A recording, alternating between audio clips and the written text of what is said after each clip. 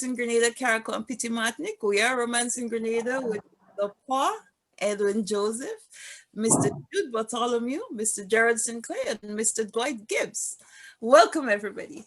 So let's continue the Grenville, the OGM, Old Grenville Movement, Old Grenville Men. In my growing up, I remember they used to be called Old Grenville Boys, but that could have been an envy thing, you know, letting people used to say Old Grenville Boys. So I don't know.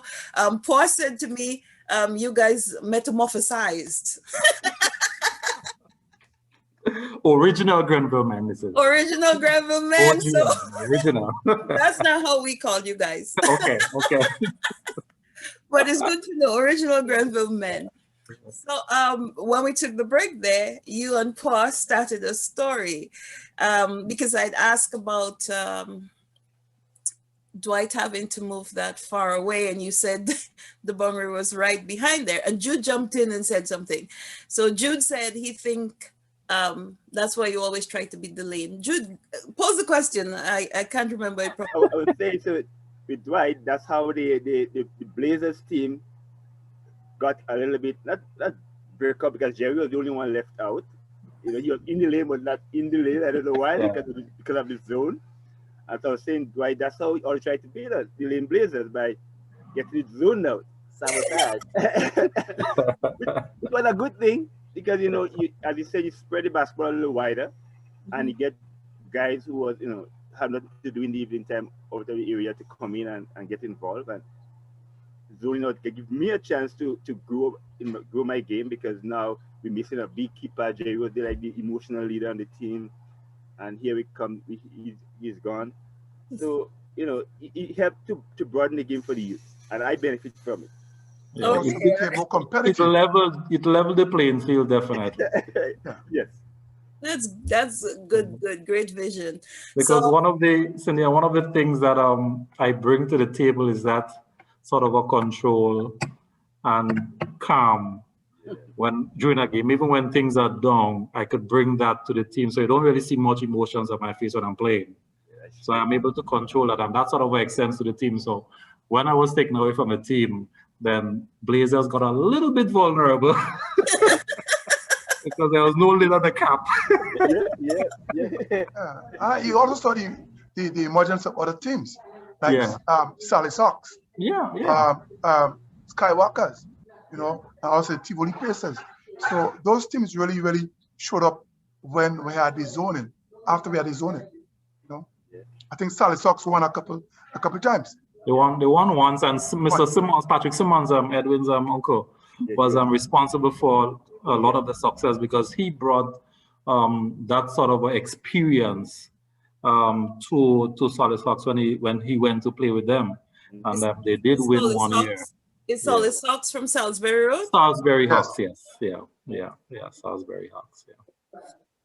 So, Mr. Edwin, I've also heard you were born into, besides your acting dad, Uncle Patrick, I heard the story about your mom. So you're bound to be athletic. You're bound to be, you have leadership skill in your genes. I heard your parents were athletes as well, for Grenville or for St. Andrew's Anglican School, I'm not sure. So tell me a little bit though about them. Were they involved in your basketball? What was that? Well, the reason why I'm pausing, because up until probably when I left Grenada, most people thought Trix was my brother. Okay. And the reason for that is because Trix's mom, who is my grandmother, she never had any distinction between son or grandson. We were always one. You know what I mean? Up to this day, people don't know Trix is not my brother, or Quebi is not my brother. You know what I mean? Because the family was such, you know, we were humble, we didn't have much, but I wouldn't trade that life for anything. You know what I mean? It was really enriched. But my mom, on the other hand, you know, with Gerry and those guys, Gerry's mom and my mom was probably close best friends. Yes. Okay? Yes. And I was told that. Yeah, my mom used to be netball for Grenada. Yes. You know what I mean? And you know, every person of my family is involved in some form of sports or something. So it's in our genes. You know, and you know, I mean, you know, I mean, I listen to some of your programs. That's, you know, I mean, and individuals say, well, their mom never really, parents never see them play the game. But I know my grandmother, she never used to be in the front, but she was always in the market. She'd be in the coals area, or, you know, or somewhere, but she used to always be there in the background, you know, looking at us play. I know, and Gerry's saying too that his mom was there, and I think that's one of the advantage. Another thing in talking to Devon Ubutu, and he was saying the Grenville men had access to the court, the park, and so on. So you guys had to be good to represent the rest of us. Like, But I think I want to add this, and I hope Gerry and them, you know, I mean, I hope I'm making sense to the panel here. But in Grenville, it doesn't matter if you go to SAS, GBSS, PBC, you didn't go to high school, you didn't go anywhere. We are one. That's what I learned. Okay, we are one, and two things is common in Grenville. Everybody has a nickname. If you don't have one, it's because you didn't get one yet. Okay, and we, you know, again, Gerry was Bird. You know, okay, but Bird, LA Bird, the player. Yeah, no, well, the shooter, Larry Bird, like Larry Bird, as you know, as for Boston. But the point is that regardless of where you come from, your economic status, your education, we were one. We play, if you know, and basketball in Grenville is a thing. You know, there is a soccer season, there is a cricket season, you know, there is track and field season, but basketball had never. It's all seasons. When the park is dark, we go to the market. I mean, the market is never closed, and when the park is too hot, we go and play in the market, and you know, I mean, we pay for 15 minutes. We cool our foot out under the pipe, and you know, we go back again. So you know, so basketball kind of, as Dwight said, it became our life.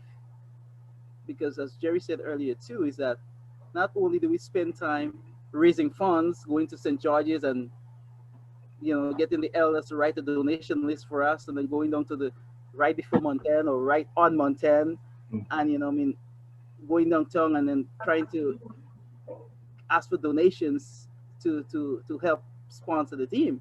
And I will just kind of digress a little bit. I remember a time myself, Andre Campbell. He was like our number one beggar for money. He could approach anybody. You know, Andre. Go to all the ministers. Andre Campbell, I think Leroy Walcott, you know, we went to St. George's and we was looking for money, getting donations. And we did so well. I think we got about $300, okay, in the collection, because every half an hour we'll stop and count, right? And we went to Pebbles and had roti and you know, and the police came. They called the police for us. Because you had money. We had like, for kids, we had like a bag of money. You know, back in the days, the bag was like a plastic bag. So we had that plastic bag with money, and we went to Pebbles and get our roti, and we were enjoying. And then the two police came and said, you know, where do you get the money from? And we gave them the donation. Andre practically gave them the donation list and asked them for donation too. So anyway, so you know, that's what, you know, I mean, today, as Gerry said, when I go to Grenada, you know, sometimes, you know, I'll just meet Gerry and we just hang out, just talking about reminiscing. So I think, you know, this is what this channel is about. We're romancing Grenada Cargo 50 and the things that made us feel good. We were bringing all these memories back, you know. We needed to propel us. We needed to share with people coming up behind us. And you said you were going to talk about basketball in three stages. But before, so I think we're about to go to another stage. And I want to show, Gerry sent me a picture. I want to share it now. So just indulge me a bit. Let me pull up. Paul, you didn't send me any pictures. Do you have pictures? No, I have some. I'll get some for you. Okay. I get some. You see Gerry in his tight shorts, maybe. I was I don't have much of myself playing, but that one was, I think, was the coaching on a 20 team. So I'm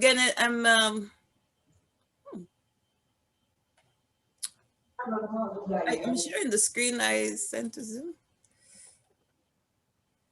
I'm trying to open it up. It's not opening up. It's not opening up. No. Okay. We could. Because you shared it with me on Messenger. On Messenger. Yeah. So I don't know why. But let's see if I can zoom in somehow. There's supposed to be something I can zoom. This team here, this is a Grenville St. Andrews. Well, that is the St. Andrews on the 20 team, yeah. And Gerry's the coach. So this is what you were talking about, even if you were just 19, you couldn't, you 22.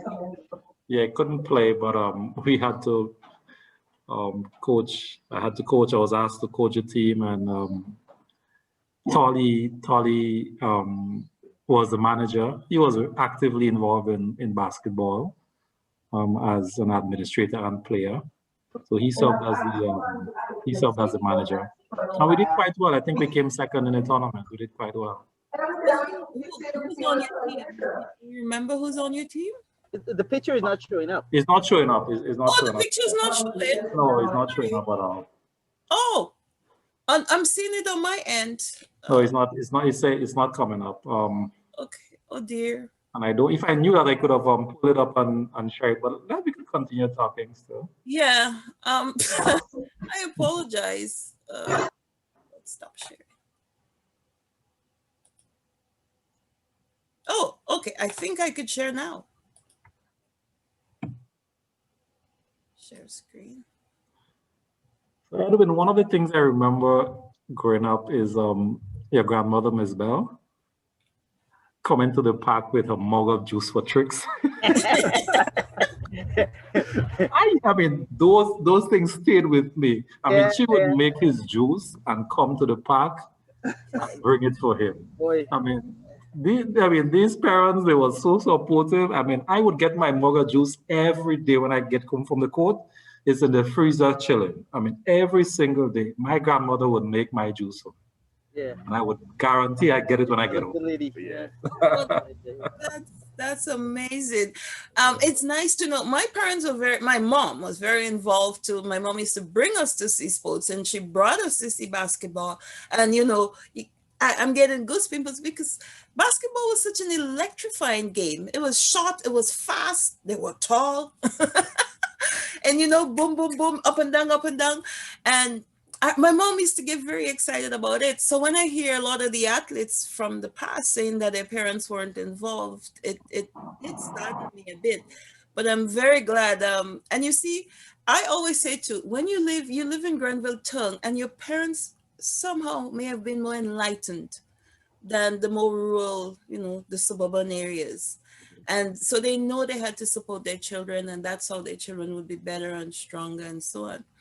But I'm going to let Paul continue because, Gerry, one thing, sorry, let me say, Martin Harvey said to me, ask you guys, because when you made your team and you organize and all that for going to St. George's and you get your parents' permission, they always ask the question, who's going, like as an adult? And you all were able to always sweet talk an adult into going. Sometimes it's Martin Harvey, Semi, but generally you all had this thing well organized and well planned. So Paul, you're the older guy here, so I'll let you take the lead on how did this all come about? Like how? Well, I guess the best way to start that is like saying that we knew to sustain our presence playing, we needed to first have that junior competition to be as entertaining as the senior guys. Mm-hmm. So, as Gerry said, you know, Leo Mark and you know, there's a couple of young guys that was really good. So, rather than coming in for 8 o'clock to see the older guys play, people start coming in at 7 o'clock to see the younger guys play. So, and the competition start getting really, really, you know, Grenville guys start giving talk against each other. You know, things start getting really, really dicey. Mm-hmm. And it got so interesting that the girls start coming in and play too. We had girls teams. Yeah, you remember that? Yeah, I remember. Yeah. And those, you know. And there's this girl from Granville, Shirley. I think she's a pharmacist now. She was rough. Exactly. So no. Not only that. Netball. No, basketball. Yeah. So, yeah, So now you start seeing the junior teams start playing, and then you start seeing girls start playing against the junior team. So now there was more people start showing up at 7 o'clock. Right, right. And what our team start doing, Gerry, we start raising funds all year round. So there was a year where there was a problem with the basketball rims in the market, and we couldn't get it repaired in time. So at first we were thinking about how much money do we need to fix it, and I think we probably could have done it. I think we could have done it because as a younger team, our bank account we were selling bottles a lot. We were selling a lot of bottles, you know what I mean? And we was having Coke and we was having a little raffle, you know. Yeah. So you're having Coke and raffle and everything like that. So all of a sudden that season there was no game. So what we decided to do, we decided to go pay out of town. So we went back to we talk about the team. We can make some contacts. We talked to Semi, and we asked Semi to be a chaperone. You know what I mean? We asked Semi to lead, and every player went and asked their mom. Right. Yeah. And we end up shopping around for transportation, and Mello at the time had gotten a brand new, I guess a pickup truck. Yeah. And I remember we went to meet Mello and we negotiated the price, and it was going back and forth, and then we made the down payment. Semi arranged to play team, and we went. And I think it was really good for us in the sense that Exposure, determination. not only exposure. I think what was really good for us, we were doing things that the big boys didn't think we could have done. Or yeah, and they wasn't playing because Right. that year there wasn't any season. Okay, and we had our uniforms. We were, So I think, even Tricks at home, he was saying, geez, you guys, when I start showing him how much money we got, you know what I mean? He was saying, So I think what that kind of showed is like, even though we were back then, we was from 12 to 15. I think we were very engaged and very poised. I think we really, really, when we went to St. George's, I knew that just as when Dwight and his team probably come down from Tivoli and play, that's how they probably were seeing us, but we kind of surprised them. Yeah. So, and that's why Dwight's story so give me so much vibes as well, because I see it happen so many times during our time. So, and I must say that anytime we meet challenges along the way, I personally used to go to Semi. Okay, I used to go to Semi. Semi always had an ear for us. He always guided us. He always guided me. Again, he kind of looked out for us. And guys like Terrence Brown, I don't know if Gerry knew that. He's like, every time we have to do a raffle or something, I'll go by Terrence. I'll say, Terrence, could you write on something for us? I remember we used to raffle things without having winners,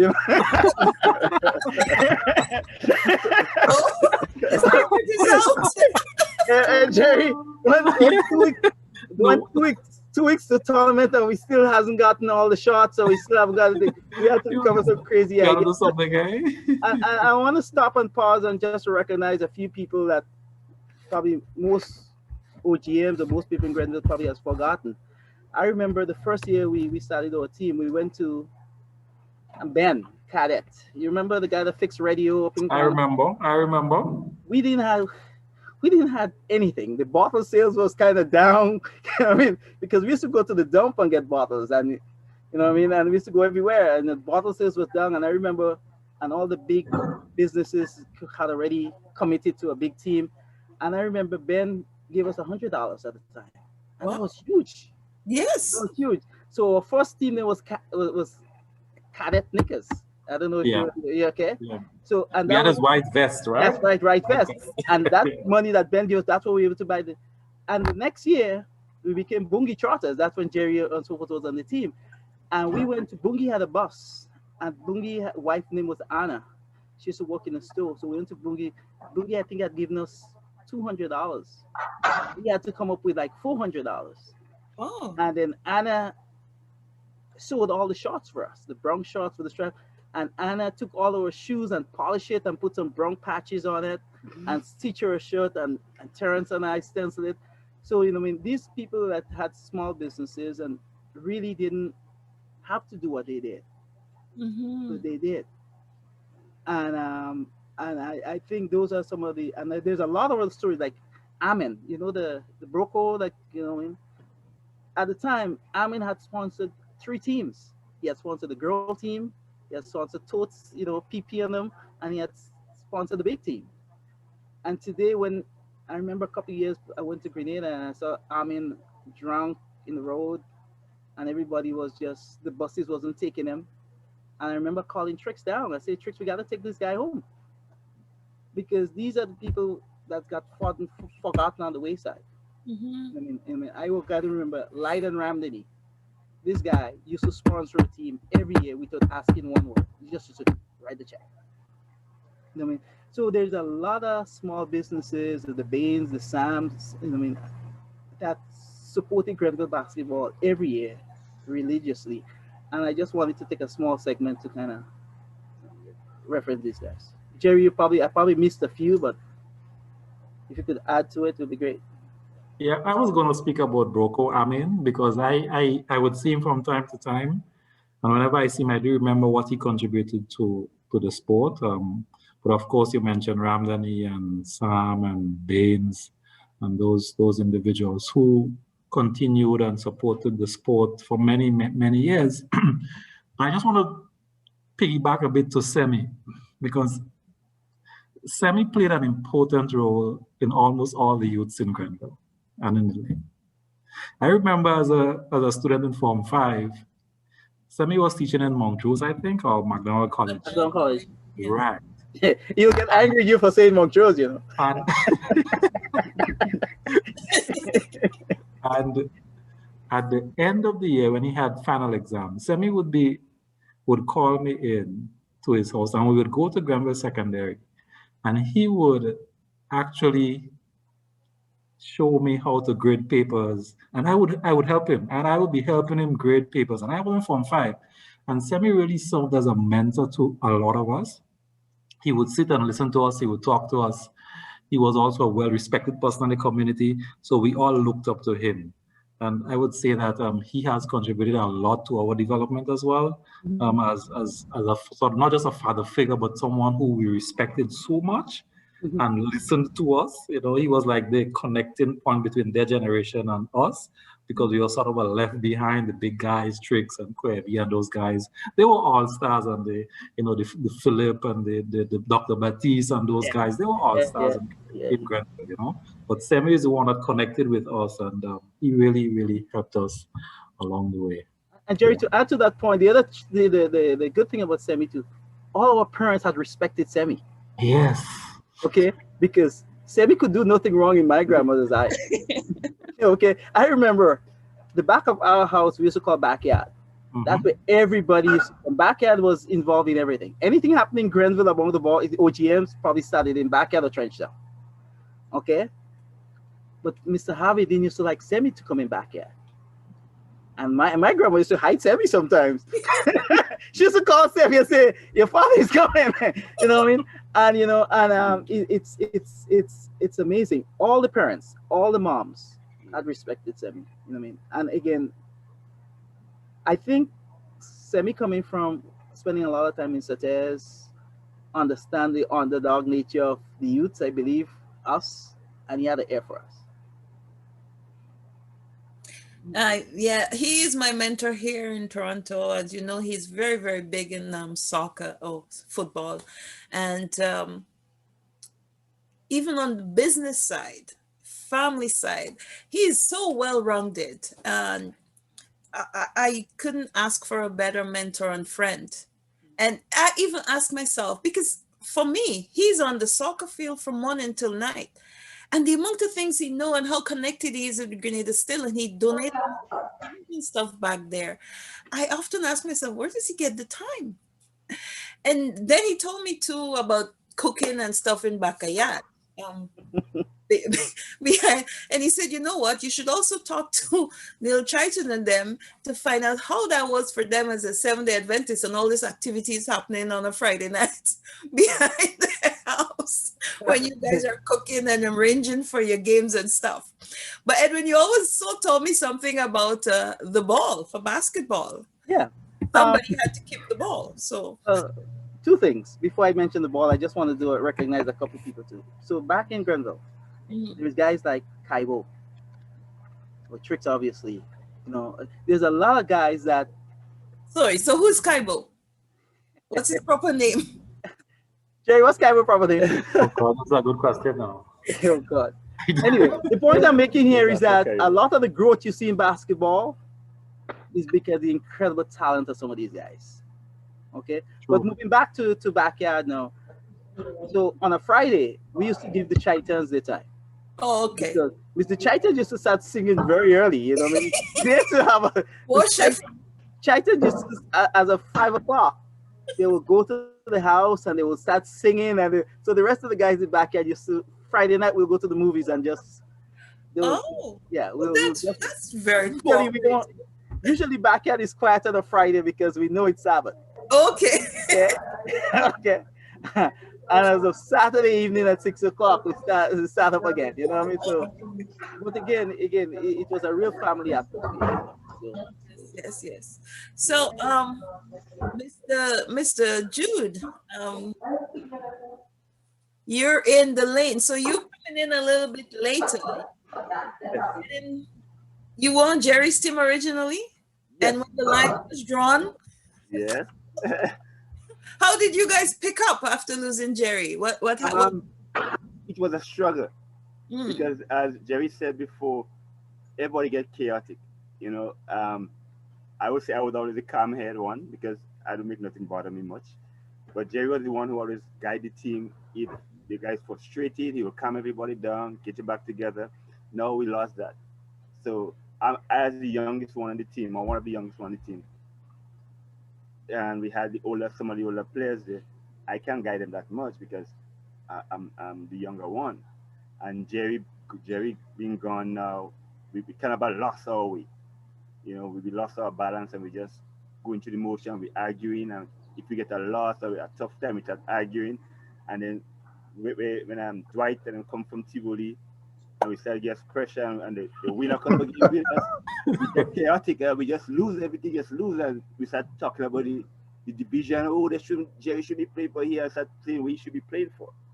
And you know, so after that come around, then the Hawks started to give us problems. Salisbury Hawks, the Dwight started to give us problems, and we were just like School was for Maki. So school was like Dwight, basically the coach, the player, all in one. And you know, he coaching while he playing the game. You know, so Dwight had the same experience. But Dwight team was a much stronger team. They have Stan Lord, who was a great shooter, and you know, so the Blazers team started to unravel it. And so how did you pull together? What? Well, guys, did you call Gerry in? No, we couldn't get Gerry in. I mean, just to give them a talk. Well, Jimmy was a strong voice on the team because he was a sort of a calm head like me also, but he could have helped kind of pull the guys together, and we tried to get ourselves, but we was the younger players, so we didn't have a voice wasn't that loud until the older players started go out, then our voice become louder and guys started to respect us more. So the team started to come back a little bit, but that time all the teams on the area was just no one knew who gonna win because everybody's like equal now. Yes. As Dwight said, just he's spreading the game wide. Make Stan Lauren come on the court every day. When you come on the court, Stan Lauren the first before we were first. Now Stan Lauren and them was first on the court. We lived in Grenville or around Grenville and playing ball at 4 o'clock, 2 o'clock, and then guys was there at 1 o'clock already playing. So you're like, okay, these guys are serious. You know, I'm playing on the under 20. Tivoli was man, and was. Yeah, we won the tournament, man. So we won the tournament. Okay, yeah, we won the tournament once. They beat the Blazers in the tournament, but Blazers team was always a team that, as Gerry always helped the younger guys to grow, and the older guys did grow the younger ones, you know, because the basketball in Grenville was, at that time, was Blazers basketball.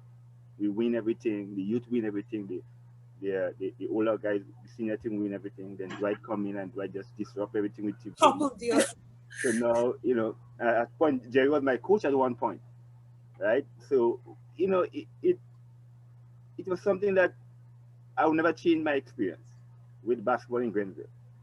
We had our time, Gerry and Paul had the time, but our time was for me was good. All right, I'm gonna come to Dwight, but somebody just logged on, Mr. Stephen Fort. Fortune. Oh, Fortune. I'm not. Grant. We call him Grant. Oh, hello. Salisbury Hawks. Oh, we got a Salisbury Hawks here. Yes. Welcome to Romancing Grenada Caracon Petit Martinique. As you can tell, we're having a love affair right now with basketball in Grenville, and I mean in the end St. Andrews, because we have Dwight going all the way up to Tivoli. They talk of schools going down Mackey Way, and so you were the Salisbury guy. You came in when that division. Yes, I actually did. Came in at the right time. I think I came in at the transition for basketball in Grenada. It was a point in time when I think there was a rebirth for basketball. And this is when we came into the whole process. And it was Salisbury Road actually coming in first to learn the sport and see how we could make things happen. But that was the Market Square basketball. And we had our fair share of learning, growing, and dominating. Yeah, you know, funny enough, I can say that the Salisbury Road team have always been the underdog basketball team. We have always believed in the philosophy of community first. So we went for sponsorship within the community. We went for training and learning within the community. We have never solicited coaching outside of our community. And that was deliberate. We never wanted anyone else to grow us. We wanted to grow on our own, learn on our own, develop on our own, whatever skills we have learned from different areas that we've been together with. Like, for example, from a young age, I was able to play basketball for St. Andrews. So I had person like Gerry and Talia and others as influencers in the way I learned. Ulrich Kuhn, influencer in the way I learned. Then I get onto the national team, and then I had people like Jale and Cyril Cox, influential in the way I learned. And then, you know, from there, we decided to grow our own and build our own brand of basketball, our own style of basketball that's totally different to everyone else. So we were the underdog that came into Grenville, wasn't liked by Grenville. I could say that for sure. We disrupted Grenville because we were able to come in and the so-called team that everybody in Grenville loved, which was Lynn Blazers, we came in and trashed them, and then they become afraid of us. So this is what it is all about. Just my lighting fire, boys. This is a real competition here now, because it is. You see, because at the end of the day, I think if you go to Grenville right now and you talk about basketball, you will never hear Salisbury Road being mentioned as basketball. But the thing behind it is that we were the most feared basketball team as far as I'm concerned, because if you walk into a tournament where you don't have a superstar, and there was no superstars, there is no name people calling, it's just a bunch of guys who just play the sport out of love and friendship, and we were able to win the championship against the so-called Lane Blazers, then it simply means that we had something that was totally different and totally a contender team, and we had something that was unique. And I think that's what makes Salisbury the way we are. Just maintain that unique feature about us that's saying, you know what, we are who we are, and we're not going to change it. All right, but let me just say though, although you say you're not a superstar, you have been coached and played among superstars. So I'm not excusing you on Salisbury Road. Was Tricks on that team? But yeah, so they had a big Shaq O'Neal on the team. Yeah. They had a big Shaq O'Neal on the team. Yeah, let me hear from Mr. That came from Grenville. And Cindy, I just want to correct Mr. Fortune that Lane Blazers was not fearful of any team. Yes, Salisbury earned our respect, but we were never fearful of them.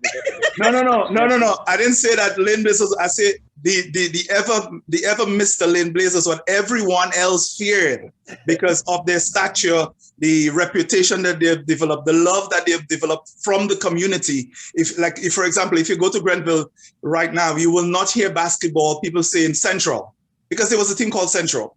There was so many other names of teams within Grenville that to the point where the only name I believe right now you would hear people talking about is Lane Blazers. And you may ask yourself the question why? It's because they've developed, built, and maintained that reputation for a number of years, grooming and growing that brand in terms of Lane Blazers. I mean, this is what it is. So, and they are great marketers. I can say if it's one thing, they know how to market their own little brand within the community. And that's what makes them unique. But what I'm saying is that if we at Salisbury Road, who was a little no name, was able to dethrone that and put them in that position where they say, hey, there is somebody else contending and you better look out. We're not here to lose, we're here to win, and we do it by all means necessary. And we like to beat the biggest. Our goal was to beat who is the best. That's how I've always been Salisbury Road, beat the best. Can I just say though, on the contrary, I'm hearing from Lane Blazers that they decided to spread basketball. That's how you got in.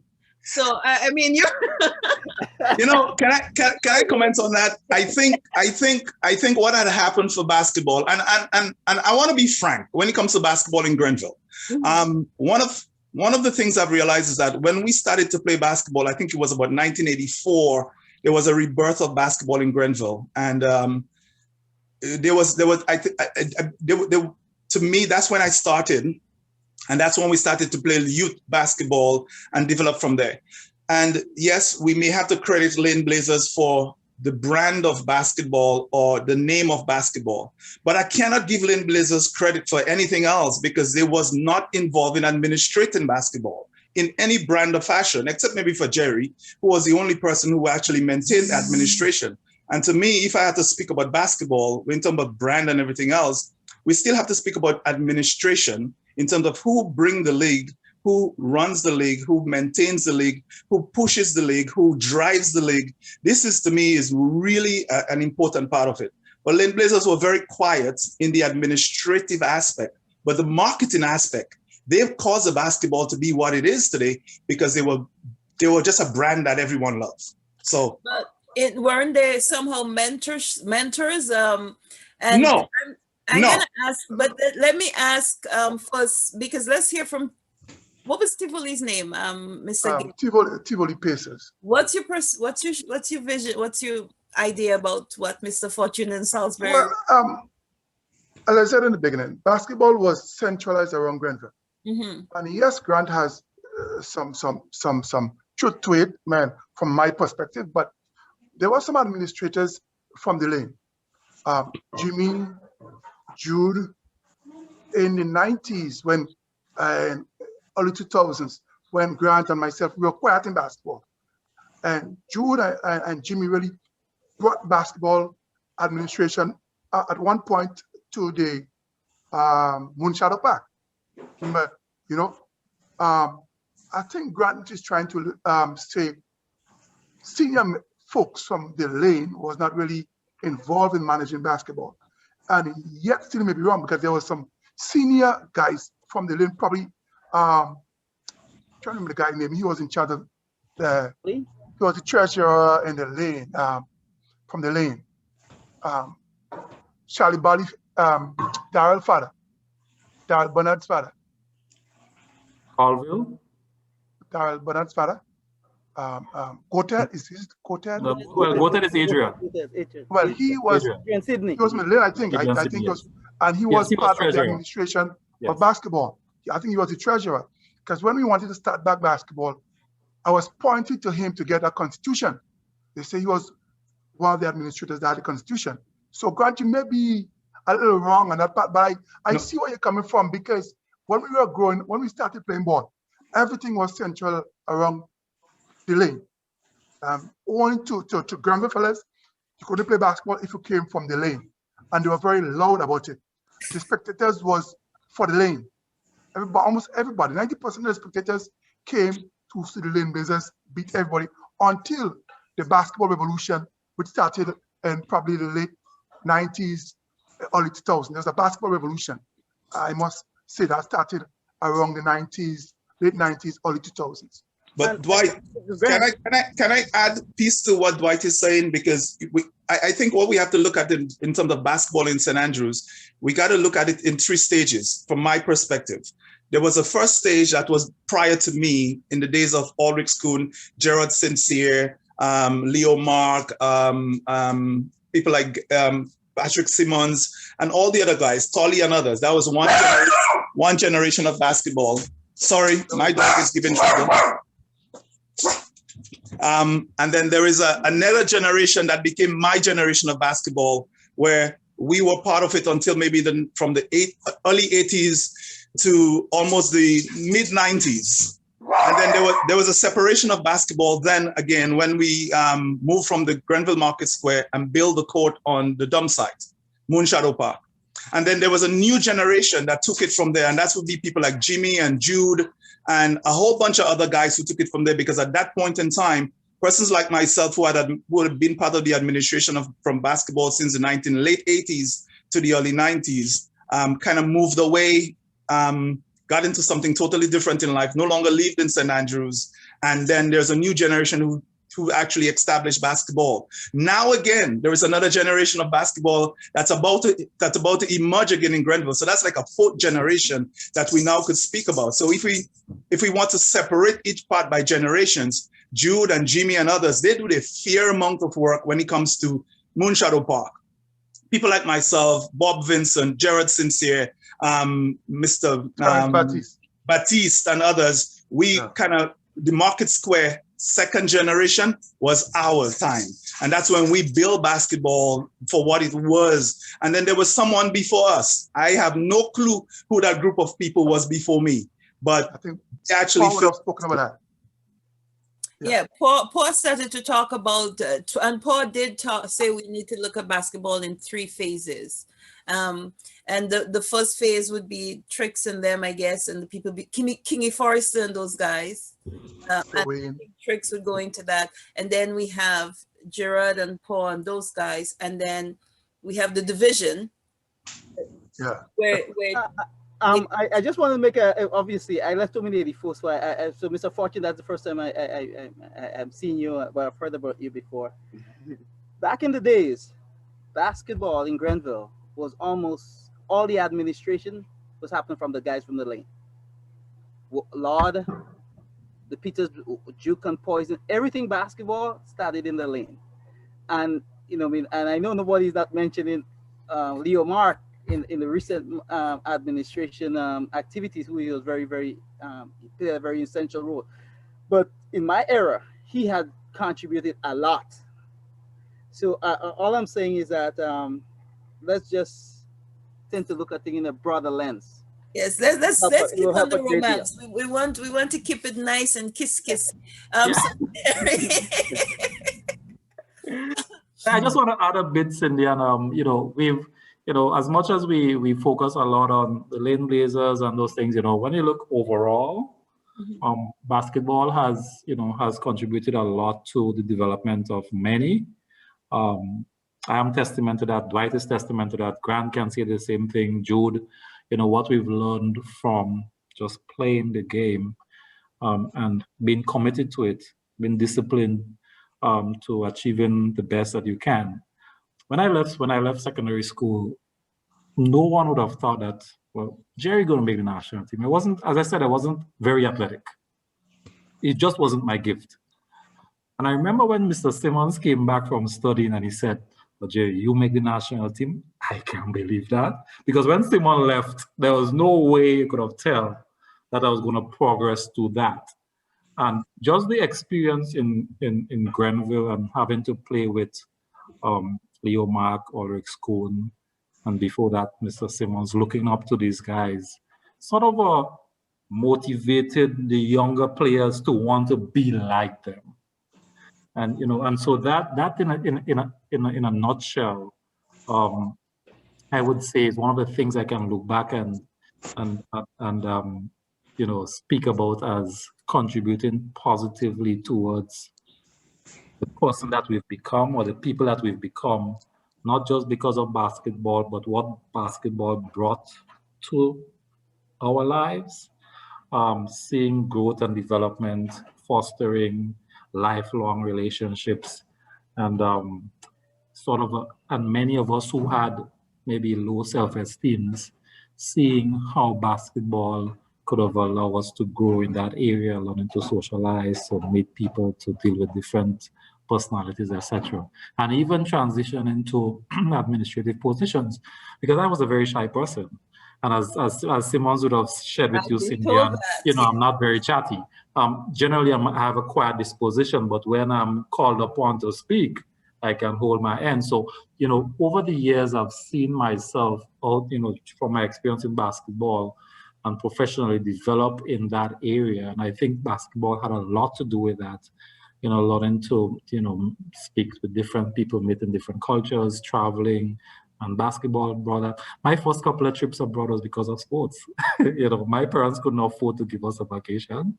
So, basketball and sports provided me that opportunity to meet different individuals from different islands and just share our experiences. So St. Andrews basketball, I would say, plays a very important role. And even today, as much as it has went downhill for a number of years, today we continue to look out for kids. Dwight would speak a little bit about it. We run a completely volunteer program for kids every Saturday, 6 to 17 years old. And this program has taken off. Dwight would speak about it because I think he is the best person to talk about it. And he would tell you why. So, it continues to play an important role. It has transitioned a bit. There isn't the level of competition at this point, but giving back and volunteering and teaching life skills is what it has blossomed into. And I think I'm very satisfied with where it is at the point, even though we would want to see more happening in the future. So before, I really appreciate what you say, and I want to address Mr. Fortune now. And I don't know if he's in Grenada there, or maybe he's the energy he has now, and he can put that into a new Salisbury team. And let's bring the level back up to give people, what we're now enjoying that you say Lane Blazers and stuff gave us. But Mr. Fortune, we're going to talk a little bit about that in a minute. So let Mr. Gibbs tell us about basketball, because you said you found yourself in basketball. Well, yeah, I said to you at the start of the program that I was like very lanky guy, not confident in myself, and through the sport of basketball, I really found myself. And when you step out in somebody's ear, outside of Grenada, I'm talking about, oh, you're tall and handsome. Wow, you play basketball. Oh, you're like Michael Jordan. Right, I think you added on the handsome, man. You start carrying yourself differently, you start walking tall. And through basketball, my first job was because of my association with basketball. Mr. Steele was the president of basketball in Grenada, gave me a job in fisheries. And because through basketball and lots of jobs I had before, on interview, person said, I know you're playing basketball, and a story came back to mind. A couple of years ago, I met a reporter by the name of Gerard Macmillan. He used to do our games, bring games live. And he said to me, Dwight, you was like my role model. I used to do your games, and you was like my role model. I've never seen you get angry on the court. You lose, you shake your opponent's hand. And that really, really hit me, because I didn't realize that in my playing years, that someone who outside of the game was looking at me and looking at me as a role model. So to me, my biggest achievement is hearing that from the guy, knowing that I was able to be somebody's role model. And I'm always telling the kids that you play not for just winning on the court, but you play for life. You never know whose life you're going to impact by being a person a strong person. Like you don't play to win by damaging somebody. You play fair, you know, and you play within the spirit of the game. You might lose, but 10 years down the road, you might impact somebody's life. You know, and that was really, really strong when Sarah said that to me. But basketball has really, really made me the person I'm in so many different ways. And now that it has brought me to the point, as Gerry say, in giving back to young people. I don't know if you want to get into it now, but we could talk about it. Yes. Tell us because about last year, because of COVID, you know, COVID during July, August, the National Association usually have a training program for kids. And I asked Gerry, hey, what's up? He said, nah, we're not having any this year. So my son really wants to play ball. I said, okay, we're gonna play ball. Invite about a couple of kids. I reached out to Gerry. I got a couple of youth ball. I called first my friend in New York, Zoot Baba. So just one sec. Let's say Gerry is in administration. I know Gerry is part of the coaching Gerry staff. is the president of basketball in Grenada. Oh, welcome. As squad as he is there, he's the president of basketball in Grenada, president. Yeah. And he has been for a couple of years. I just saw him as coaching staff. No, he's the president of Grenada National Basketball Association. He's Mr. Basketball, man. Yeah. Yeah. Congrats, so Gerry's the president. Yeah. So you're among royalty right there. so after I've called a couple of folks in the diaspora, Zoot and Jimmy, they said, no, guy, we got to do something bigger than that. Let's reach out to other guys in the diaspora. Hence, we have Grant, Henry, John, Wally, a couple of guys from the diaspora in New York, in Canada, Timon, and we form what we call St. Andrew's Basketball Fraternity, a program geared at helping kids develop using basketball as the platform for development. And our motto is limitless possibilities. So we're going to use basketball. We're going to do life skills. We hopefully in the future we're going to do distant learning, helping kids with their schoolwork, etc. But the program grew from 10 kids from 1 year ago to over 110 now. Yeah, both male and female. We have I think 35 females, and it's a full volunteer program from coaching staff. Yeah. Yeah. So we have 10 coaches on board. Mm-hmm. Yeah. And we have last year, Grant and other guys in the diaspora was able to get donations to help donate to the Cardrona home. We donated about 40 pack of Pampers, 30 bed sheets, personal items to the Cardrona home. We also donated a pair of crutch to amputee in one of the schools in St. George's. So we not just about basketball, but about overall development of the individual, you know, and we're trying to get community and nation. Yes, and it's an ongoing program, you know, it's a really ongoing program. And I must tell you, there are some dedicated members of that group. Man, right now we're doing a Snickers drive, which Grant is chairing. Grant is leading that, yeah. And we're hoping to give every student in the program a pair of Snickers, because Snickers is the most expensive gear to play basketball. So we're hoping that we're gonna, I think, Grant, we're aiming at 200 Snickers. Yeah, we're aiming at 200 Snickers. But the major part of the program is to help kids develop. As Gerry once said, not every kid would be a basketball player, but you're teaching discipline, life skills. You might have some prime ministers among us, some lecturers, some doctors, trying to get kids off the street and teach them the right thing. I think I've said enough about the program, and we have 2 other persons on the chat that are part of the program. So I would like them to speak about it also.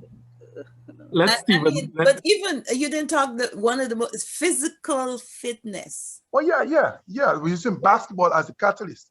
Yes. So Cindy, I think the major part when we got the kids out was to get them away from the gadgets, because we just was coming out of a COVID lockdown, you know, and we were trying to get the kids away from the gadgets. Key. Exercise. Yes. Yeah. Mm-hmm. So Gerry, Grant. Impressive. Dwight, I started up the call just thanking you and Gerry for giving back. Yeah. I said that not knowing what you just said. Yes. So, man, it's a big so imagine what I would say if I had known what you just said. That's impressive. I'm going to join you too and say thank you for that. And especially, I've noticed kids are very involved. They don't walk to school anymore. They don't go pick up bottles to start basketball teams. Exactly. Everything's given to them now. Yeah. And COVID sort of put us a little bit back in perspective to give us back what we used to have, the things that developed us. And knowing now, Gerry, you've gotten from you made the basketball team to president. Because that question. Cindy, and that's unbelievable. I never saw that coming. For a number of years, basketball was dominant in Grenada, and maybe about 7-8 years ago, the Minister of Sports, then Emmeline Pierre, intervened and called together some stakeholders, basketball enthusiasts, of which I was part of, and we formed an interim committee to steer the way forward. And coming out of those meetings, man, somehow everyone thought, well, Gerry, you got to lead that group. So I took the lead, in meetings until we came out of over a year. We had meetings trying to get things back on track, and eventually we were ready to have elections. And naturally, as the interim chair of the committee, they thought, well, I would have been the best person to lead the group. And I think it was a good decision, because not just to blow my trumpet, it was a time when we needed to start rebuilding the trust. There was division between, town, country, kind of a thing, and basketball just split up. And so I guess individuals saw that my personality was able to bring that sort of a level-head approach and not see personal differences in the past to continue to interject negative energies. And so can I just say, it's not just your personality, you also are you're a coach qualified at the highest level in basketball. Coaching and administration is quite different. I understand, but you're qualified. Well, I've had a lot of experience. I've been coaching since I was 20, so that's a lot of years. Yeah. As I did say to you, I'm one of the 3 FIBA certified coaches on Ireland for a number of years, because I do enjoy teaching. Teaching is my passion, so coaching is teaching as well. The administrative part of it, I think I've sort of grown into over the years, and I'm serving my last 2 years starting this year. So after which I'll be out of administration of basketball for a while. But I think over the last 6 years, we have been able to settle it down. We've been able to send out the national team to Suriname and Guyana after 20 years. In 2018. So after 20 years, there was no team going out, and we were able to get funding to do that. And that's why I saw it just said you're a staff member. And I don't know if it's because of your personality that ended up there. Well, I said, president of the association, but I don't like to blow my trumpet so much. I just try to do what I need to do as much as I can. Right. I'm a more get it done kind of a person rather than talk a lot about it. So I like to see things get done in a proper way. So that is what we've been able to do as an executive over the last 6 years, to try to establish some stability in basketball and create that even playing field where there are no, little or no negative energies, but we still have it because there's still country tongue. That is, like the subtle sort of a racism that exists, all right. So it's still there, yes. like an undertone still, but I think we've come a long way comparing to the previous 20 years. We had nothing happening. So I want to ask Mr. Stephen Fortune now. Tell us about in Salisbury. You would have had exciting days. It would have been, you started in Grenville. Yeah. You started playing in Grenville with which team? Salisbury Road. Oh, I thought you played on another team before. No. I basically learned to play basketball from my brother, Rudvan. He started to play basketball on the side of the street. I think that's where we all started to learn some form of the sport. And They started a team called the Bluebirds, and they did it for 1 year. At the time, I had to play for Grenville Secondary School. I didn't have a choice. And after that, I joined the Salisbury Road team at my last year in high school. And then from there, he moved on to college. I took over the team and managed and coached and developed the community and the organization that we call Salishawks for a number of years thereafter. Administrated in the St. Andrews Basketball League as long as I could remember. I think I started to be a basketball administrator in Grenville since I was the age of 19. I've been on the administrative team after that for maybe about 10 years, running basketball, both youth basketball and senior basketball, coached the St. Andrews basketball team, played for the national team on all levels. So my involvement in basketball has been a lot. And then I moved out of Grenville. Are you in Grenada at the moment? No, I live in Belleville, New Jersey at the moment. Oh, all right. Yeah, so I'm on the other side of the world right now, but even if I'm on the other side of the world, one thing I've always been impacted on is helping and developing young people. So as soon as I got to the US, I actually adopted a school and started to train the school team just for the fun of it, and was able in 4 years to bring them to a championship. When they were winning 1 game per year before I got there, brought them to a championship, and just moving on to the next and to the next. And I think as Gerry rightfully said it, I think for me, basketball forced me to become a leader. That's what I can say. I didn't choose to be the coach and manager and captain of the Salisbury basketball team. Another thing is that at the age of 22 years, I was managing the St. Andrews basketball team, traveling to Union Island. I didn't choose to be the manager of the St. Andrews basketball team. It just so happens that, everyone else had their own little piece of stuff doing. Gerry was part of the coaching team and administration as myself, and somebody had to do it. And I thought that, I'll be the administrator. I'm going to control the money, control the finances, how we spend it, what we spend it on, and sort of like that. And I just happened to do it. And then today, to me, every other leadership role that I've actually done in my life, in my professional life, I kind of contributed back to the learning that I've gotten from basketball.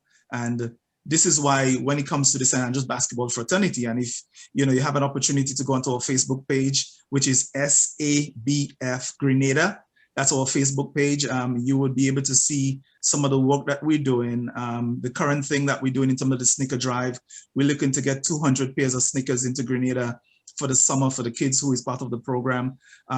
It's going to be an ongoing program. So every single year, as of this year, we're going to run a sneaker drive to get sneakers in, because the kids these sneakers that we're going to give to them, as we know it, it's going to break up in a year or two, and they got to get replacement. So it's just an opportunity to not be home in Grenada, but be where I am, but still could impact what we call basketball home in whatever way we can. I'm 100% for not just the sport, but for the social and mental and psychological development of the kids, also educational development of the kids. And I think this is where I want the program to head, not just the physical aspect whereby you come and they get a sweat, or the kids come and learn something on an official level. And I think what we're doing right now is structured, and kids that are part of the program is learning to understand structure. No matter what it is, it's going to be structured, and you're going to be among a bunch of coaches and administrators and great guys. I'm telling you, great guys and girls who are part of the program, who is just going to teach you structure. And I think one of the things today is that for me, when I look at my life in the way it is right now and the structure that I've learned, I think it's contribute back to the structure that I've learned since I was a kid, a teenager learning to play the sport. So we're doing all we can still. And Salisbury basketball, I can tell you that I've been in communication with some of the guys in Salisbury trying to figure out, what is the plan? What do you want to do? How can I assist? How can I help? I know I'm thousands of miles away and there's little I can do, because I'm the kind of person, get my feet wet, jump into it, head bound, get it done. I don't do a lot of conversation to get things done. If we have a plan, let's execute. I'm an executioner, All right, no matter what you do. Thank you. So let me just ask you though, Yeah. Because you said something, you're in Salisbury Road, and from me, I'm from Ladig. So Salisbury Road is part of Grenville to me. Oh yeah, it is. Why Good. are you practicing on the road and not on the basketball court? Is it because the Grenville boys took everything? No, I will tell you why. So what we have learned is that, and I said to you, I try to develop structure. Whatever I manage, whatever I'm involved in, have some level of structure. And the reason why we started to do a lot more in the road than on the court is that we use the court, and that's what no one is aware of. We use the court at 5 a.m. in the morning. That's when I wake up. I would walk through Salisbury with a whistle and blow the whistle in front of everyone's house at 4:30 a.m. in the morning and wake up all the guys to go to the basketball court from 5 a.m. to 6 a.m., 6:30. And then we all go home, bathe, change, and go to work. That's what we did because I did not want to have the competition of going to the Grenville basketball court when there is the afternoons are always a crowded time. There is no time. And what folks don't know also is that we also use the court after 9 p.m. at nights, because what I've realized is that most persons leave the basketball court at 8:30. So we will move them from Salisbury Road, come to the court at 9 p.m. and train, literally train, not just go and sweat around, because I believe in structured training. So we structurally train that way. But Salisbury Road was just our little home place, homegrown little thing to just have fun. Yeah. But we had a lot of structured training. Even our youth the team that we developed from a youth team. We have also used Salisbury to do a lot of shooting drills. So sometimes I will bring the team in Salisbury Road because our motto, we had a big flag in Salisbury that says, "We believe." And the reason for it is that you have to believe in your community. You have to be a community driver. Okay. And you have to be part of community first. So even in Salisbury, we organized cleanup campaign. No one had to clean the road for us in Salisbury Road. We did that every year, twice a year for the entire community, and everyone could be involved. For uniforms, every single household in Salisbury would give us $10 or $20 to buy our uniforms so that we don't have to give credit to an organization to call ourselves some other name but Salisbury Road. And these things were deliberate for us. So that we wanted persons to understand that if you're part of Salisbury Road, we build in a culture that's going to be Salisbury Road proud. And we wanted everyone who be part of it to do it. But, you know, over the years, we've had to integrate what we do, especially with Grenville, because, I mean, when you look at Grenville, there's a lot of people playing basketball in Grenville. I mean, the whole of the beach, Tivoli, you have guys from Telescope, from Ford, I mean, from the Lane, from the Village, from Central. I mean, there was Sundays was a drive because I go down on the court on Sundays to sweat with guys, because that's when, you know, the best of the best come around from Sunday from 11 to about 1:30, and we just go after each other, and that's the fun part of it. But outside of that, for structural training, which we do year round, was kind of a bit different. We also use the convent court on St. Joseph Convent court. Mm-hmm. We use that court also for training too, because when we have to do afternoon trainings and so on, and we cannot get to do the basketball court in Grenville, we will go to the convent court. And there are times we went to Grenville and we realized that there were crowds and guys didn't leave early, and we just moved back home. And they're, you know. Let me ask you, those Grenville guys now, they're having a cook in backyard. Did you guys come down? Did Salisbury come down? No. We were friends. I mean, I maintained friendship in Grenville until today. I think all of the guys like Bill and Eugene and Bambino and everybody, we maintain long life friendship. Jude to me is one of the kids that I've looked at growing up. And Jimmy been by my house yesterday to drop off some Snickers for the program. I mean, we sat in my backyard and had a long conversation about home and things that want to be done. But the thing behind it is that everything that happens in Grenville, I'm part of it. I'm not staying away from it. I'm into it because it's a long-term friendship. It's a long-term relationship. But at the very same time, it doesn't mean that when we play the sport, it's going to be easy. Because I know everybody wants to win. I'm a very strong competitor. I mean, Gerry and the others know that. I don't play to lose. I will, but I play fair. And if it's one thing, it comes to the team that I manage. If you don't play fair, you will sit on the bench. I don't care what talent you have, what ability you possess, how important you are to the team. If you don't play fair, you will sit out. And I remember when I started to coach St. Andrews basketball, I was the youngest player playing on St. Andrews, but also part of the coaching staff. And everyone else that I had to coach was older than I am. And I remember telling one of the players one day, you know what, if you're not going to follow my rules, get out. And he said to me, no, you can't tell me get out. I said, no, you're going to leave. And he left. And I said, I don't need you. I don't need superstars to play a game. I just need people who is willing to be disciplined enough to do it right and to be a team. And if we're a team, we're going to win as a team. And this is why I always say that even if maybe I made the national team and we had other players that who made St. Andrews basketball team in Salisbury Road, but we never believed in the superstar status. Because if you go to Grenville right now and you ask, who is Grant? Nobody would remember the name Grant playing basketball. Guess what? Because I didn't care about that. What I care about is a team that is going to win. So you will never hear Grant name being mentioned because we didn't care about that part of the basketball. And that's maybe that's my thing in life. And I kind of push it onto the team that I managed in terms of, guys, this is not about superstar stardom. This is not about fame. I've had athletes who played hard, but at one point in time was competing for most points for radio rights. And when I found that out, I put them on the bench for a month. But why is that wrong? For radio rights, you're moving away from the team because not all you want is your name to be called on the radio for scoring the most points. I mean, then you become selfish. Let me tell you about me, though. I am that selfish because I always say there's an I in win. And in school, I got taught. That's why I'm idolizing you guys so much for being on a team, because I had to learn how to be on a team as an adult. And when I was younger, I was playing netball. Everything was about me. I was playing friggin' hard. The rest wasn't doing any friggin' work, and that's why we lost. The coach called me after, put a bucket of water down, and he said, Cindy, and put your hand in. I put my hand in. Pull your hand out. I pulled my hand out. He said, do you see any difference? I said, no. He said, well, the bucket's the team, and the hand is you. We don't really need you. I go, well, that's your guys' freaking business because there's a 9 win and no 9 team. So what you guys are doing. Sorry? Allow Grant to know that his name lives on. His name lives on in St. Andrews, yeah? In terms of basketball. Grant? It's well known, Grant. It's well known. Yeah, Grant, yeah. It's well known that Grant was a very, very formidable player, yeah? So there is that. I mean, so I'm wondering now, why is he taking that? Because from my perspective, if a player wants to get radio rights, I see that as a form of inspiration as well. I know parents bribe their kids. They pay their kids $5 every basketball scored or something like that. Yeah, but I don't mind that.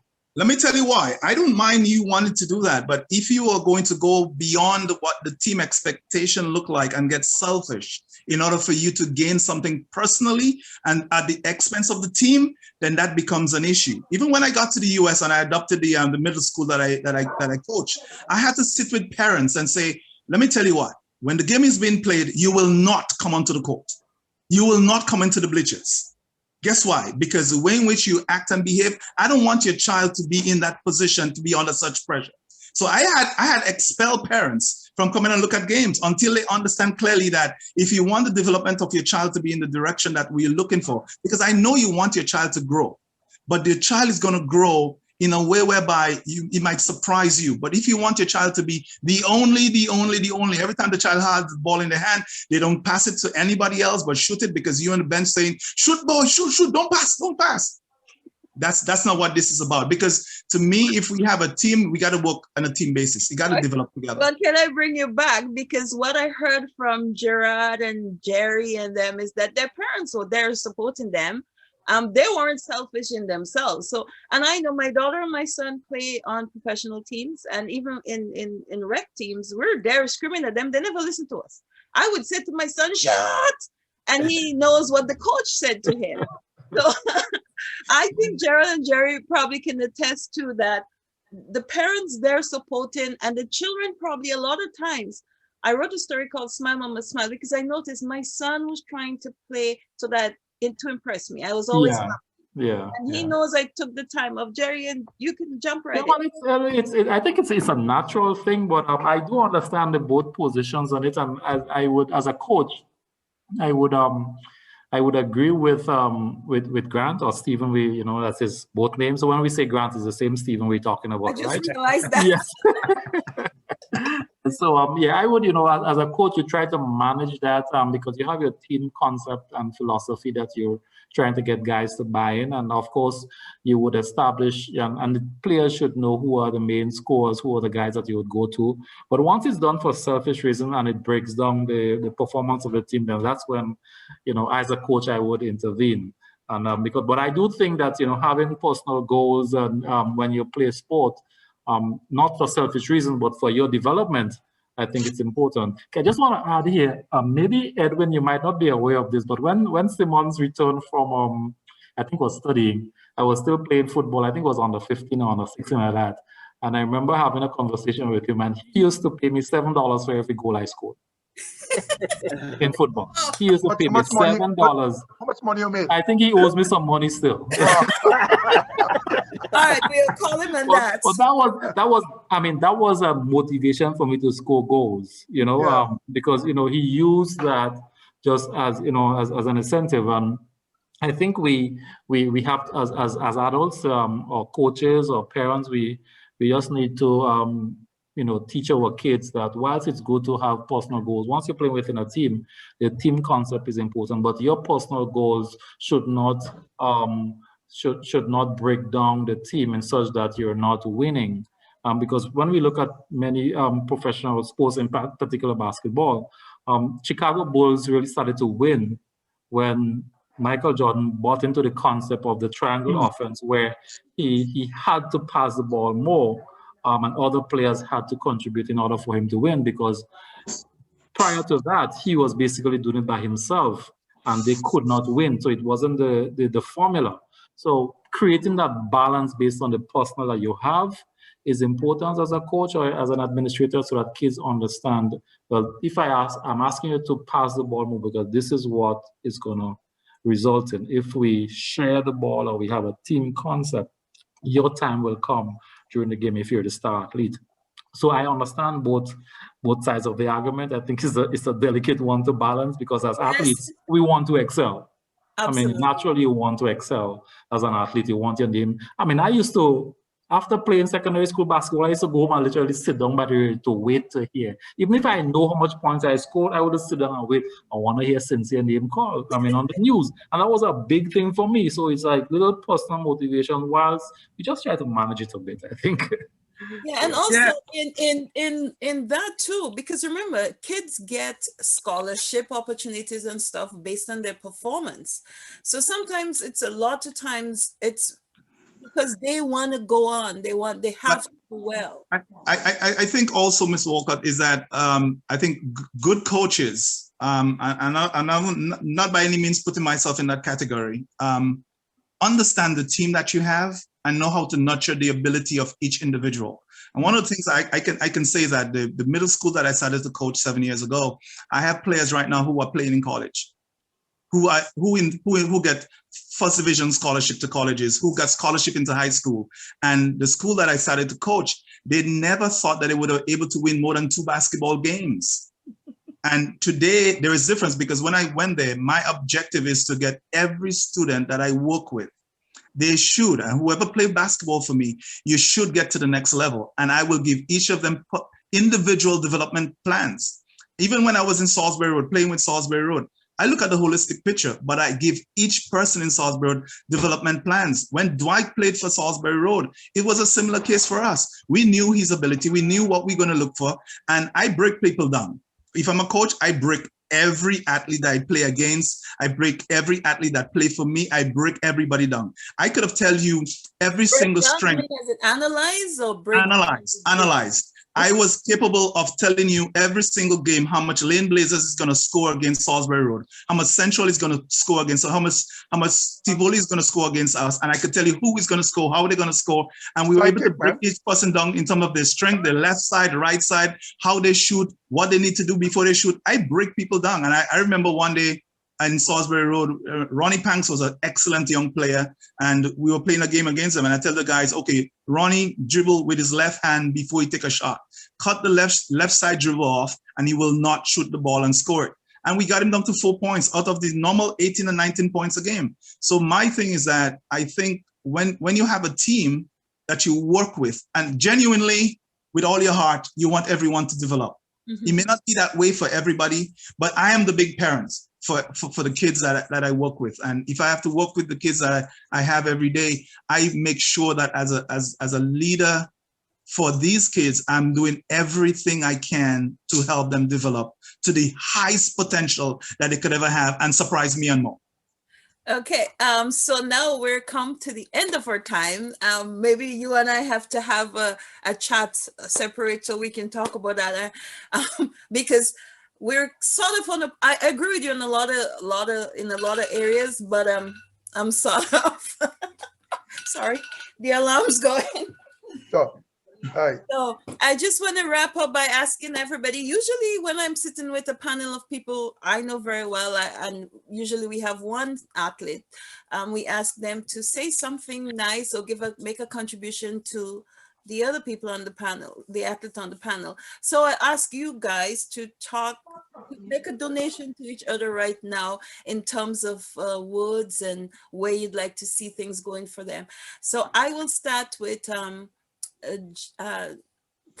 sorry, Mr. Joseph. Today we have Gerard with us, Gerard's gone to the highest level. I didn't know how far Mr. Fortune went, Grant. I'm just learning about you. And so we will talk. I don't know if Paul knows you. It doesn't seem like he knows you well. So maybe I'll ask Gibbs to talk about you, but Edwin, I'll ask you to tell me something about Gerard. What would you like to see us do for Gerard? First, I wanted to correct a statement Gerry made earlier. Gerry said that he never saw himself reaching the level of basketball that he has. And I call him bullshit on that. Okay? Because growing up in Grenville, Gerry used to run, jump, long jump, high jump, cricket, soccer. Gerry was a natural athlete from day one. He used to run after his grandmother's sheep to get him out of the house. Okay? So you know, we brought Gerry on our team because we saw the potential in him. So Gerry I think Gerry has more still to achieve. So I would like to start by saying, but more importantly, again, I don't know Grant but just hearing what happened to Grenville basketball, I know what happened probably before most of the guys on the team. What I have is definitely make me proud. And we love to support whatever endeavors you guys are working on. Gerry, I know you're really good. I could work with you very closely. But all I will say for my learnings during all of this, I would love for the kids that receiving the sneakers put some skin in the game, as small as it is possible, because I believe that gives them a greater sense of appreciation. But we will support in some form. Gerry, we'll work with you. Thank you. That's it. Okay, Mr. Gibbs, what can you tell us about Grant? Well, I really love Grant's passion for success, for life, for having things structured. I've known Grant for quite a number of years, as you will attest, and we've worked together, played together, and Grant comes across as somebody that wants to achieve whatever he's in. He wants to achieve, and I like working along with him. And like we speak pretty often. And Grant, I really want you to know that if there are more people like you around here, and I always say that to you, that the program that we have in this land would have been far gone. I mean, notwithstanding that Gerry and I and others are doing a great job, but if you are here, I think we'd have gone further. And I really want you to keep on doing what you're doing in your space, and probably even expand your space to help the success of basketball and the kids' life in Grenada. So keep doing what you're doing. Don't ever stop. Thank you. So I will thank everybody now. I would thank Edwin. So let me tell you, Paul, what I learned about you. And I want to see our community recognize community builders and continue, create this mentorship, which is what Grant and Gibbs and Gerard's doing right now, where we create a mentorship for our kids today. Because I look around Grenada and I see our kids are, they're into the the electronic games. They're inside and they don't go out very much. They're not physically fit. Most of them have health problems. And I like when we used to go to Telescope Beach, we used to be able to enjoy watching you guys play. My mom used to take us to Grenville on the evenings when you have nothing to do. You know, in Grenada, originally on Sunday, you dress your children and you go visit somebody they didn't invite you Dress up to their nice. house. You just show up. We still do. My mom stopped doing that when we learned there was basketball in Grenville and there was football in Grenville and so on. So we used to get dressed and taken to Grenville and so. And I remember the electricity that flowed through us, and we really love that. And I like the fact that Gerry was able to establish something, him and Gerard, even as youths, to show youths today now that they don't have to wait for a certain person to come and get them, or so they can organize things for themselves. I'm very humbled and very honored that Gerard never ever said to me he was the president of the Grenada Basketball Association, and he just said, he sent me some pictures which I'm going to try to put into the tape, and he just talked about how he and Gerry organize things, organize a team to go play in St. George's. I mean, to even have that knowledge and then to get people organized. And so I am happy for the things you guys have done so far, and the fact that you're still there and able to get kids again back into basketball, back into being physically fit. Mr. Gibbs particularly, and Mr. Fortune, I got to put you together, because when you say Grant, I didn't know who you were talking about with somebody else. And I have to say, I forgot to mention the tops. It looks like it's a basketball thing where people have to shave their heads. I can. Grant, you're close. Well, I know you sweat a lot, so the game's very fast. So I imagine that's one of the things you. Oh, we get them bald. Yeah, we get them bald. Cindy, and you know my uncle, so you could right? So, yes. We have the same head, So we just getting old, man. And I found out, Grant, you weren't here. Gerard and I are cousins, and then I found out Jude Bridgman and I are cousins. So it was almost a family reunion here. But basketball in Grenville brought so much to us, and I think you guys were still young when that was 87 or 88. That big game happened in Grenada when everybody was glued to the radio. And I think that's when most Grenadians really woke up to basketball. Because I'm sure, Mr. Gibbs, you didn't have a court up in Tivoli. You had to come to Grenville, right? Yeah, well, there was a court that the church has a court by the school. Oh, all right. Okay. But it's not a public court. Yeah. Okay. Yeah. Okay. So you had a place in Tivoli to practice. Yeah, I had to run up there and play. Yeah. And those days we used to jog to go and play. No bus. Right. So I used to jog from Paul to Grenville, and when I finished at night, walk back home. No street light. Some at 10, 11 at night.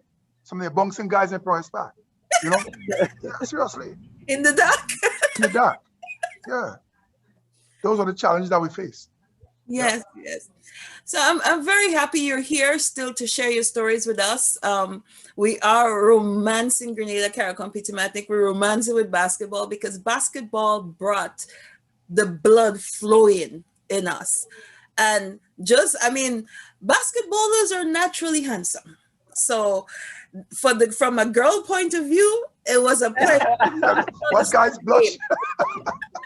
What guys blush? Didn't know that. Gibbs, you already told us you're handsome.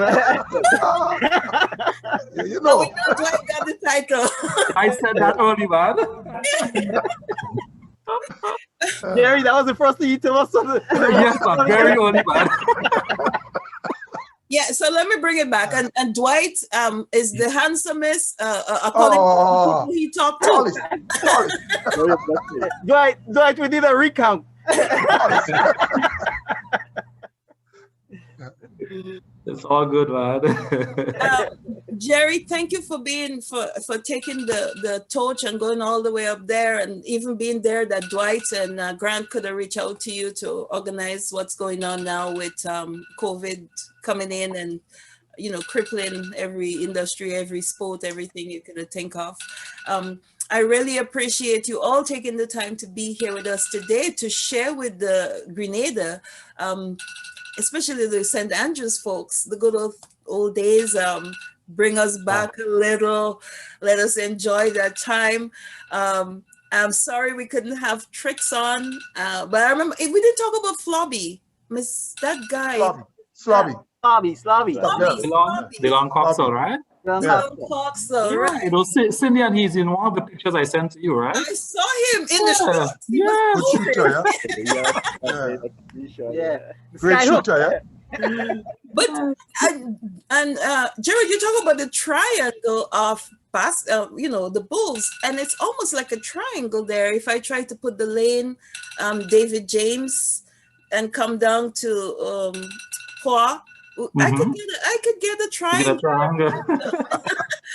Salisbury will be the outlier. Salisbury and Tivoli. And Tivoli, yeah. But yeah, we're gonna get a straight line. But thank you all for being here, and thank you for having me. Yeah. If you want to say my clock is going, and I don't know why. I asked you to stop before, but it's... I would just like to say that for persons who might, want to help and be part of what we're doing right now in St. Andrews for the St. Andrews Basketball Fraternity, our contact information is on some of our flyers. We have interviews that are on our Facebook page. Follow our Facebook page, leave messages there. We will get in contact with you. Whatever you can do to help develop sports in Grenada, because basketball is just a catalyst to the next level.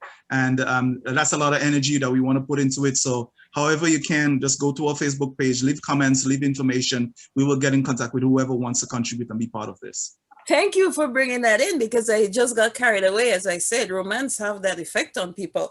So you're SABF Grenada. Right. Yeah. And they can find you on Facebook. Yeah, so Edwin and Jude, the guys from Canada, you guys could hook up on Facebook as well. And let's talk and see what you can contribute towards the program. We'll hook up with you directly, man. No, we're not going to do that. You have my number? With Gerry directly. Yeah.